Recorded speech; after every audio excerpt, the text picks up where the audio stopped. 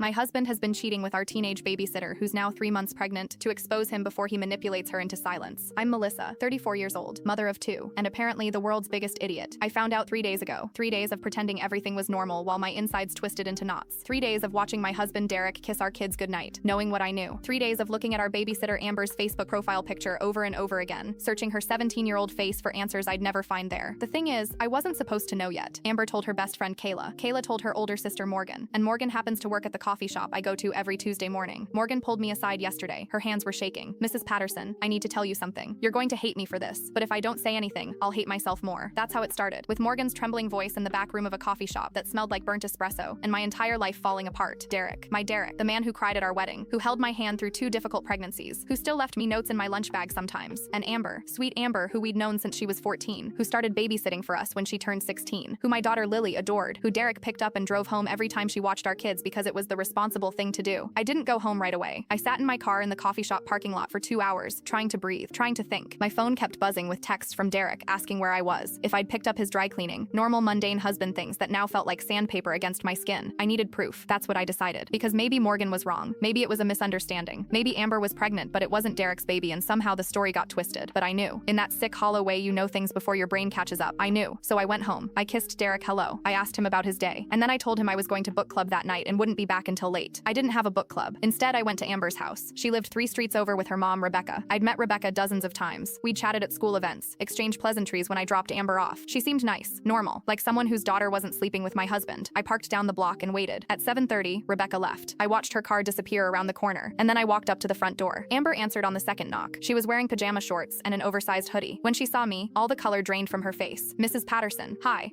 We weren't expecting. Can I come in?" My voice sounded calm, weirdly calm. She stepped back. "Let me inside." The house smelled like microwave popcorn. We stood in the hallway. Neither of us sat down. This wasn't that kind of conversation. "I know," I said. Her eyes filled with tears immediately. "Mrs. Patterson, I'm so sorry. I'm so sorry. I never meant for any of this to." "How long?" She wiped her eyes. 6 months. It started 6 months ago. 6 months. I did the math in my head. That was right after we got back from our family vacation to Maine. The trip where Derek seemed distracted, where he kept checking his phone and smiling at texts he wouldn't show me. "The baby is his?" She nodded. Started crying harder. "I wanted to tell you so many times, but he said we had to be careful, that we needed to wait for the right moment, that he was going to leave you, but he needed to do it the right way so he wouldn't lose the kids. The right way. As if there was a right way to blow up your family. Does your mom know?" "No. Nobody knows except Kayla and Derek. And now you." She wrapped her arms around herself. She looked so young, because she was young. 17. Still in high school. Still had pictures from prom on her Instagram. I felt sick. "What does he want you to do?" I asked. "About the baby." She hesitated. "He wants me to not have it. He said we can't have it right now because of the timing, that we need to wait until after the divorce, that we can have kids together later, when things are settled." And there it was. Derek wasn't leaving me for her. He was trying to make the problem disappear. "Amber, look at me." I waited until she met my eyes. "He's not gonna leave me. He's never planning to leave me. He's going to convince you to get rid of this baby, and then he's going to ghost you. Do you understand that?" "No." She shook her head. "No, he loves me. He tells me he loves me. We have plans. We're going to— You're 17 years old. He's 41. He has a wife and 2 kids and a mortgage and a reputation. What exactly do you think those plans look like?" She was sobbing now, full body sobs. Part of me wanted to comfort her. She was just a kid. But the other part of me, the bigger part, wanted to shake her and scream. I didn't do either. "I'm going to ask you something," I said, "and I need you to really think about your answer." She nodded, wiping her face with her sleeve. "Do you want to keep this baby?" She stared at me.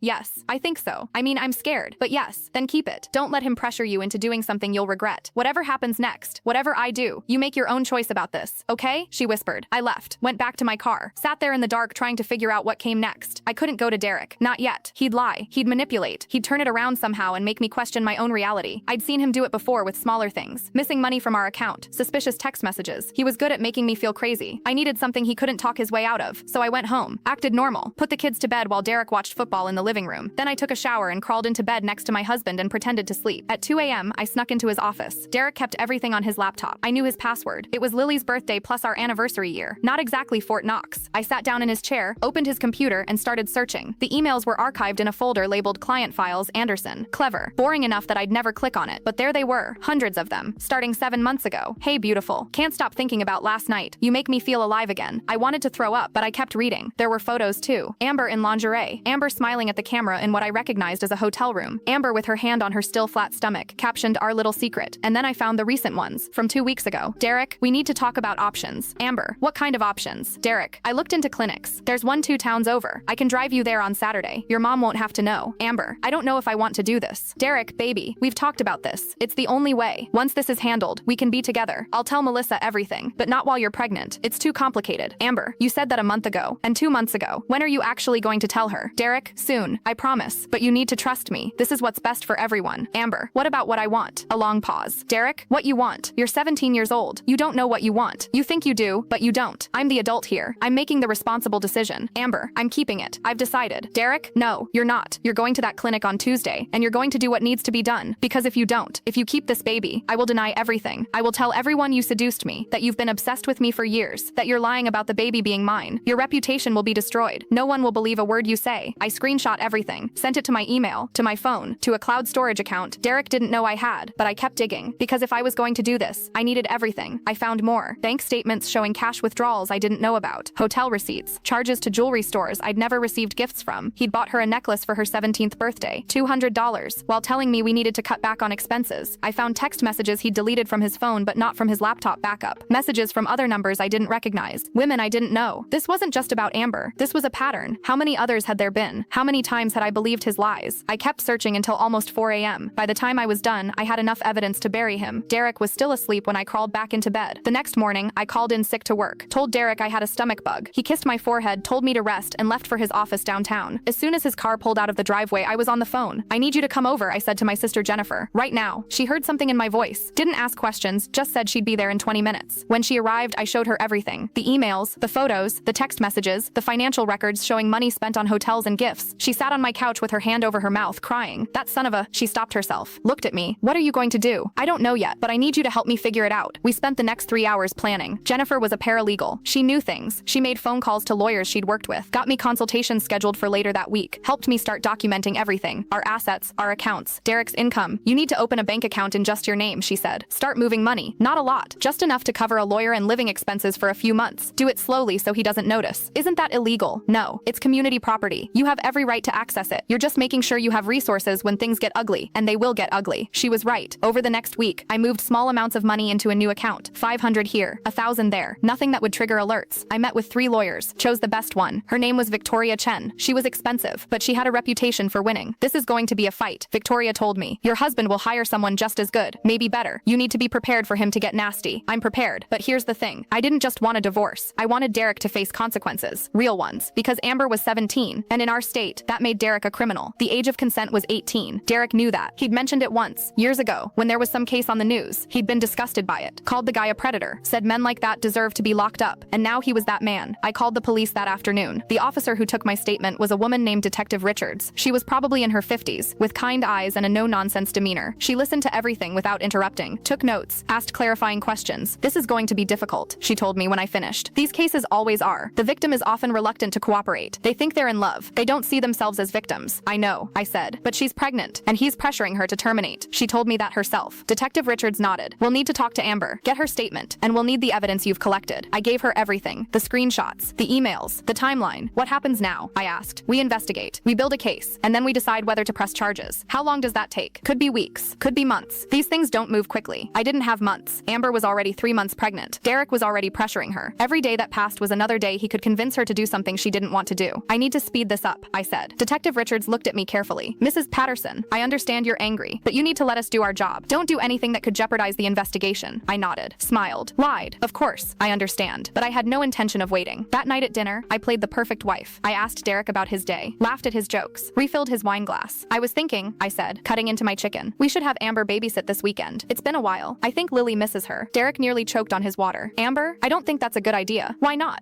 I heard she's been busy with school stuff. Probably doesn't have time. I'll text her and ask. I pulled out my phone. Melissa, don't. His voice was sharp. Too sharp. I looked at him. Is there a reason you don't want Amber to babysit anymore? He forced a smile. No, of course not. I just don't want you to be disappointed if she's busy. I'll risk it. I sent the text right there at the table. Derek watched me do it. His jaw tight. Amber responded within 5 minutes. I'd love to. What time Saturday? I showed Derek the screen. See? She's available. He didn't say anything, just stared at his plate. The rest of dinner was silent. Derek excused himself early, said he had work to do in his office. I heard him on the phone. His voice was low, angry. I couldn't make out the words, but I knew he was talking to Amber. After the kids went to bed, I knocked on his office door. Everything okay? I asked. You seemed stressed at dinner. Fine, just work stuff. You sure? You've been distant lately. He looked up at me. For a moment, I thought he might confess. Might tell me everything, but he didn't. I'm fine, Mel. Just tired. Big project at work. I nodded, closed the door, went to our bedroom and cried into my pillow so the kids wouldn't hear. Saturday came. I told Derek I had made plans with Jennifer. A girls' day, shopping and lunch. He seemed relieved that I'd be out of the house. Amber arrived at noon. She looked nervous, kept glancing at Derek. Lily's so excited you're here, I said, hugging her. Then I whispered in her ear, we need to talk later. It's important. She nodded. I left, but I didn't go meet Jennifer. Instead, I parked 2 streets over and waited. At 12:30, I texted Amber. Is he still there? Yes, she replied. He sent the kids to play in the backyard. He wants to talk. Record it, I texted back. Turn on your voice memo app and put your phone in your pocket. Don't let him see. 3 dots appeared, disappeared, appeared again. Okay, she finally sent. I waited. Every minute felt like an hour. I kept checking my phone, imagining what was happening in my house.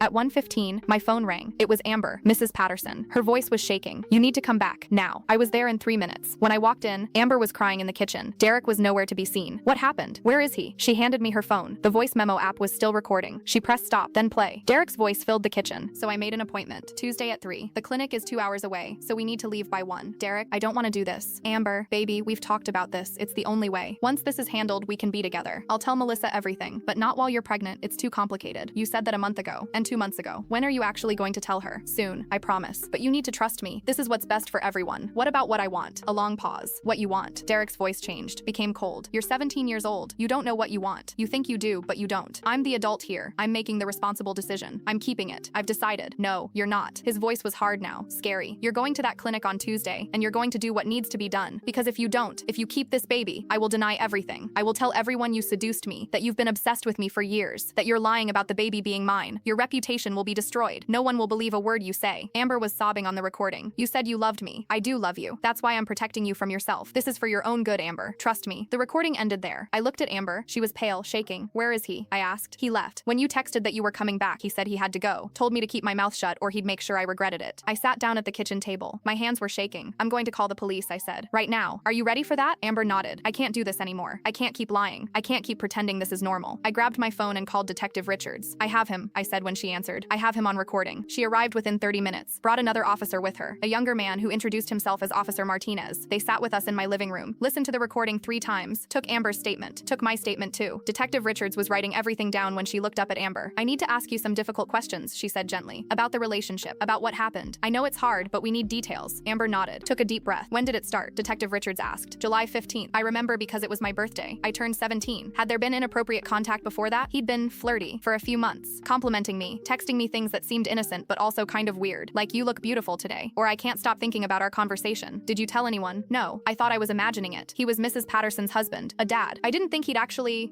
what happened on July 15th. Amber's voice got quieter. He said he needed to talk to me about something important. Asked if I could meet him. I thought it was about babysitting, but he took me to a hotel. Said he couldn't keep his feelings hidden anymore. That he'd been in love with me for months. That his marriage was over and he was just waiting for the right time to leave. What did you say? I said I didn't know. That it felt wrong. But he kept saying all these things. That I was mature for my age. That I made him feel alive. That we were meant to be together. And I wanted to believe him. He was the successful, attractive man who was paying attention to me. It made me feel special. My heart was breaking listening to her. She'd been manipulated, groomed, and she'd had no idea. Detective Richards asked more questions. How many times they'd been together, where they'd gone, whether anyone else knew. Then she turned to me. Mrs. Patterson, what made you suspect the affair? I explained about Morgan, about the emails I'd found, about the pattern of behavior I'd started noticing. When we were done, Detective Richards closed her notebook. This is coercion, she said, threatening a minor to force her to terminate a pregnancy. Combined with the statutory rape evidence you've provided, we have more than enough for an arrest warrant. How long? I asked. We can have him picked up tonight. I looked at the clock. It was almost 2:30. He'll be home around 6, I said. You can arrest him here, in front of our house, in front of the neighbors, in front of everyone who thought he was such a great guy. Detective Richards nodded. We'll be ready. After the police left, I sat with Amber for a while. What happens now? She asked. Now you go home. You tell your mom everything, and you let the police do their job? My mom is going to be so angry. She might be angry at first, but she'll come around. You're her daughter. She loves you. Amber left around 3. I was alone in the house. I called Jennifer. Can you pick up the kids from school? I asked. Take them to your place for the night? What's happening? They're arresting Derek. Tonight. I don't want the kids to see it. Jennifer was silent for a moment. Oh my God. Okay. Yeah, I'll get them. Should I tell them anything? Tell them they're having a sleepover. That's it. Melissa, are you okay? I will be. I hung up, looked around the house. This was the last day things would be normal. Well, not normal, but the same. After tonight, everything would change. I sent Lily and Marcus to Jennifer's house with their overnight bags. Told them I had a special dinner planned with their dad, and they got to have fun with their cousins. They were excited. Didn't ask questions. At 5:45, I stood in my living room and waited. At 5:58, Derek's car pulled into the driveway. At 6:03, 2 police cars arrived. I watched from the window as Derek got out of his car, confused. Watched as the officers approached him. Watched as they told him he was under arrest for statutory rape and coercion of a minor. His face went white. He looked at the house, saw me standing in the window. Our eyes met. For a moment, I saw real fear in his face. Not the calculated fear of someone caught in a lie. The genuine fear of someone realizing their world was ending. I didn't wave, didn't smile, just stared at him as they put him in handcuffs and read him his rights. The neighbors came out to watch. Mrs. Chen from next door with her mouth hanging open. The college kids who rented the house across the street, filming on their phones. The Johnsons with their perfectly manicured lawn, whispering to each other. Everyone saw. Derek was shouting now, saying it was a misunderstanding, that his wife was crazy, that he hadn't done anything wrong. Melissa, tell them this is insane. I didn't move, didn't respond. They put him in the police car anyway. As they drove away, I finally moved from the window, sat down on the couch, started shaking. My phone started ringing immediately. Numbers I didn't recognize. Probably neighbors wanting to know what was happening. I didn't answer any of them. Instead, I poured myself a glass of wine, the expensive stuff Derek saved for special occasions. I sat on the back porch and watched the sunset and thought about what came next. The divorce, the trial, telling my kids that their father wasn't coming home, rebuilding a life I thought I had secure. It was terrifying, but it was also freeing. My phone rang again. This time it was Amber. Is it true? She asked. Did they really arrest him? Yes. She was quiet for a moment. My mom knows now. I told her everything. She's really upset, but she says she's going to support me, whatever I decide about the baby. That's good. That's really good. Thank you for believing me, for helping me. You could have blamed me, could have been angry at me. You're 17, Amber. He's a 41-year-old man. There's only one person to blame here. We talked for a few more minutes. She told me Rebecca had already called a lawyer, that they were going to make sure she had options. After we hung up, I sat in the silence of my empty house. This was my life now. Single mom, married to a criminal, soon to be divorced. I didn't sleep that night, just lay in bed staring at the ceiling, replaying everything in my head. The next morning, Derek's mother called me, screaming, "What have you done? You've destroyed him. Over what? Over nothing. You're vindictive and cruel, and I hope you're happy. Is that all?" I asked calmly. That girl is lying. She seduced him. She's been obsessed with him for years, and now she's trying to ruin his life. She's 17 years old. She was 16 when it started. Your son is a predator. How dare you? I hung up on her, blocked her number. Derek's lawyer called next, a man named Robert Brennan, who I knew had a reputation for defending wealthy men accused of bad things. "Mrs. Patterson, I'm representing your husband. He'd like to speak with you, to explain, to try to work this out." Work it out? He maintains his innocence. He believes there's been a misunderstanding. If you could just give me your email. I'm sorry? Your email address. I'm going to send you the name and number of my attorney. All future communication goes through her. I hung up before he could respond. Then Jennifer showed up with coffee and bagels and a plan. "We're changing the locks today," she said. "And tomorrow we're opening a new bank account in just your name. And then we're getting you the best divorce attorney in the state. I already have one. Victoria Chen." Jennifer's eyes widened. Victoria Chen. She's expensive. Derek can afford it. His assets are about to become community property. And given what he's done, I'm guessing I'll get a pretty favorable settlement. She was right. By the end of the week, I had changed the locks, opened new accounts, started the process of separating my life from Derek's. Victoria filed for divorce on Monday. Emergency custody of the children. Restraining order. Temporary support. Derek's lawyer fought it all. Said I was being vindictive. That I was using the arrest to gain an unfair advantage. But the judge wasn't buying it. "Mr. Patterson is currently in jail awaiting arraignment on serious charges involving a minor," the judge said. "Mrs. Patterson is currently in jail awaiting arraignment on serious charges involving a minor," the judge said. "Mrs. Patterson's request for full custody is not only reasonable, it's prudent." Derek made bail 2 days later. His parents posted it, $50,000. He wasn't allowed to contact me or Amber or come within 500 feet of our house. He tried anyway. The first time was a text from a new number. "Melissa, please, we need to talk. This is all a huge misunderstanding." I forwarded it to Detective Richards and blocked the number. The second time was an email, long, rambling, claiming that Amber had pursued him, that he'd tried to resist but she wouldn't leave him alone, that yes, he'd made a mistake, but it wasn't what it looked like. I forwarded that to Detective Richards too. The third time was a letter delivered to the house, handwritten, begging me to reconsider, to think about the kids, to remember the life we'd built together. I gave that one to Victoria. "He's violating the restraining order," she said. "Each contact is a separate violation." Good. Let him dig his own grave. The story broke in the local news 2 weeks later. Local business owner arrested for statutory rape. They used Derek's professional headshot, the one where he's smiling in his expensive suit, looking respectable and trustworthy. The comments section was brutal. Some people defended him, said there must be more to the story, that Derek Patterson would never do something like that. But most didn't. Most saw it for what it was. Disgusting. I hope he rots in prison. That poor girl. His poor wife. Derek lost his job within days. The company didn't want the publicity. Couldn't risk being associated with someone accused of what he was accused of. His business partner, a man named Tom who I'd known for years, called me. "Melissa, I'm so sorry. I had no idea. If I'd known, I would've. It's not your fault. Still, if there's anything I can do, anything you need, for what it's worth, we're removing him from the company. He'll get his share of the business, but he won't be involved in operations anymore. Thank you for telling me." Derek's friends stopped calling. His golf buddies made excuses. The men he'd spent every Sunday watching football with suddenly had other plans. He was alone. Meanwhile, I was drowning in support. Friends I hadn't talked to in years reached out. Neighbors brought over casseroles. Jennifer was at my house almost every day. The hardest part was telling the kids. I waited a week, let them settle into their new routine. Then I sat them down. Marcus was only 6. He didn't really understand. "Daddy did something bad," he asked. "Yes, something very bad. Is he in timeout?" I almost laughed. If only it were that simple. Something like that. "He's going to be away for a while. When is he coming back?" Old enough to know something was seriously wrong. Old enough to read the news on her iPad even though I'd tried to hide it from her. She cornered me that night after Marcus went to bed. "Why did the police take Daddy?" I'd been dreading this question, preparing for it. But nothing really prepares you. "Daddy made some bad choices," I said carefully. "He did things that hurt people. And when adults do that, sometimes they have to face consequences." "What kind of bad choices?" "The kind I'll explain more when you're older. Right now, I just need you to know that none of this is your fault. Daddy loves you very much, and so do I. But things Things are going to be different for a while. Her eyes filled with tears. Are you and Daddy getting divorced? Yes. Because of what he did? Yes. She was quiet for a long time. Then she said, good. That surprised me. Good. I heard you crying at night. For months. I heard you and Daddy fighting. I didn't know what it was about, but I knew something was wrong, and I was scared. So if him being gone means you stop crying, then good. I pulled her close, held her while she cried. While I cried. I'm sorry you had to hear that. I said, I'm sorry you've been scared. It's not your fault, Mom. It's Daddy's. The court ordered psychological evaluations for both of us to determine fitness for custody. I sat in a sterile office for 3 hours, answering questions about my childhood, my marriage, my mental health. The psychologist was neutral, clinical, took notes without expression. Tell me about your relationship with your husband. Which part? The part where I thought we were happy? Or the part where I found out he'd been lying to me for months? Both. I talked about meeting Derek in college, about our wedding, about the early years when everything seemed perfect. When did things start to change? The psychologist asked. I don't know. Looking back, there were signs I missed or ignored. He'd stay late at work, be secretive about his phone, get defensive when I asked questions. I told myself I was being paranoid. Do you blame yourself for what happened? Sometimes. I wonder if I'd been a better wife. Maybe he wouldn't have. I stopped, but that's not fair. That's what he'd want me to think. The truth is, he made choices. I didn't make him have an affair with a teenager. The psychologist nodded, wrote something down. Derek had his evaluation the next week. I wasn't there, but Victoria told me he cried, played the victim, said he'd made a mistake, but didn't deserve to have his life destroyed. The psychologist's report came back 2 weeks later. It recommended I retain primary custody, said Derek showed signs of narcissistic personality traits and poor impulse control, that he lacked insight into his own behavior and tended to blame others for his mistakes. I felt vindicated and sad, because this was the man I'd married, the man I'd built a life with, and I'd never really seen him clearly until now. The divorce moved forward. Derek's lawyer tried to paint me as vengeful, as someone using the legal system to punish her husband for an affair. Victoria shut that down fast. Mr. Patterson had a physical relationship with a minor, she said in court. This isn't about punishing him for an affair. This is about protecting Mrs. Patterson and her children from a man who has shown extremely poor judgment and a pattern of deceptive behavior. The judge agreed. I got the house, primary custody, more than half of our assets. Derek got supervised visitation with the kids once a month and a court order to pay child support and alimony. His lawyer tried to argue the amounts were too high, that Derek had lost his job and couldn't afford it. Your client should have thought about that before engaging in criminal behavior, the judge said. The criminal trial was scheduled for November, 8 months away. In the meantime, life continued in a strange new normal. I went back to work. My boss had been understanding about everything, gave me flexible hours, let me work from home when I needed to. The kids started therapy. A woman named Dr. Patricia Reeves, who specialized in children of divorce. Marcus went once a week, played with toys while Dr. Reeves asked gentle questions about his feelings. Lily went once a week too. She was more resistant at first, didn't want to talk to a stranger about her family, but Dr. Reeves was patient. Eventually, Lily opened up, talked about feeling angry, confused, embarrassed. All my friends know, Lily told me one night. They saw it on the news, they ask me questions, and I don't know what to say. What do you want to say? I want to say my dad is a terrible person, that I hate him, but he's still my dad and I'm not supposed to hate him. You're allowed to feel however you feel. Anger, hate, love, confusion, all of it is okay. She nodded, but I could see she didn't quite believe me. The prosecutor assigned to Derek's case was a woman named Linda Harrison. She called me in for a meeting 3 weeks before the trial. I want you to be prepared, she said. Derek's lawyer is going to put Amber on trial. They're going to question her clothing choices, her social media posts, her past relationships. They're going to try to make the jury believe she knew exactly what she was doing. She was 16, I know, and we're going to hammer that point home, but juries can be unpredictable, especially in cases like this where the defendant is well-liked in the community. Derek's not well-liked anymore. Everyone knows what he did. Everyone knows what he's accused of doing. Until a jury convicts him, he's innocent in the eyes of the law. She walked me through what to expect, how long the trial would last, whether I'd need to testify. I might call you as a character witness, Linda said, to talk about Derek's relationship with Amber, what you observed, how he behaved around her. I never noticed anything inappropriate. That's actually helpful. It shows how careful he was, how he hid it even from you. The trial started on a cold November morning. I sat in the courtroom with Jennifer on one side and Rebecca, Amber's mom, on the other. Rebecca and I had become unlikely allies in all of this, united by our shared anger at Derek, our shared desire to protect Amber. Thank you for being here, Rebecca said as we waited for the trial to start. Amber was nervous about seeing him again. Is she ready? As ready as she'll ever be. Derek sat at the defense table in an expensive suit. His hair was cut. He looked respectable, trustworthy, like someone who definitely didn't have an affair with a teenager. The jury filed in. 8 women, 4 men, a mix of ages and backgrounds. I studied their faces, tried to guess what they were thinking. The prosecution went first. Linda Harrison stood up and addressed the jury. This case is about power and manipulation, she began. About a 41-year-old man who used his position of authority to groom and take advantage of a teenage girl. A girl who babysat his children. A girl who trusted him. A girl who was 16 years old when this began. She laid out the timeline, the emails, the text messages, the photos, the recording of Derek threatening Amber. The jury listened. Some took notes. Others just stared at Derek with expressions of disgust. Then Amber took the stand. She was visibly pregnant now, 6 months along, wearing a simple blue dress that her mom had bought for the trial. Linda walked her through everything. How she'd started babysitting for the Pattersons. How Derek had been friendly at first. How he'd started complimenting her, texting her, offering to drive her home even when I was available to do it. When did it become physical? Linda asked. Amber's voice was quiet. July 15th, last year, my 17th birthday. Tell us what happened that day. He texted me that morning, said happy birthday, asked if I had plans. I said not really, just dinner with my mom later. He said he wanted to give me a present, asked if I could meet him. Did you think that was strange? A little, but I thought maybe he and Mrs. Patterson had gotten me a birthday gift. It didn't seem weird at the time. What happened when you met him? He picked me up from school, said we were going somewhere special, but he drove to a hotel. I asked what we were doing there, and he said he couldn't keep his feelings hidden anymore, that he'd been in love with me for months, that his marriage was over, and he was just waiting for the right time to leave. How did you feel? Confused, scared, but also flattered? He was this successful, attractive man who was paying attention to me, telling me I was beautiful and special. I'd never felt that way before. What happened next? Amber's voice got even quieter. We went into the hotel room. He kissed me. I didn't really know what to do. I'd only kissed one boy before, a guy from my class, and it wasn't like this. Derek seemed so confident, like he knew what he was doing, and I just went along with it. Did you have physical relations that day? Yes. Did you want to? She hesitated. I don't know. I didn't say no, but I also didn't really feel like I could say no. He was telling me all these things, that we were meant to be together, that this was special, that I made him feel alive, and I believed him. Linda asked more questions about the pattern that developed. Weekly meetings at hotels, texts and emails Derek sent her, gifts he bought her. He gave me a necklace, Amber said, for my birthday. It was expensive. I wore it all the time. Thought it meant he really cared about me. When did you find out you were pregnant? Late September. I missed my period and felt sick all the time. I took 3 tests to be sure. What was your reaction? I was terrified. I'm 17. I'm still in high school. I don't have a job. But I thought maybe Derek would be happy, that this would make him finally leave Mrs. Patterson, that we could be a real family. What did Derek say when you told him? Amber's eyes filled with tears. He was angry, really angry, said I should have been more careful, that this complicated everything. Then he started looking into clinics where I could,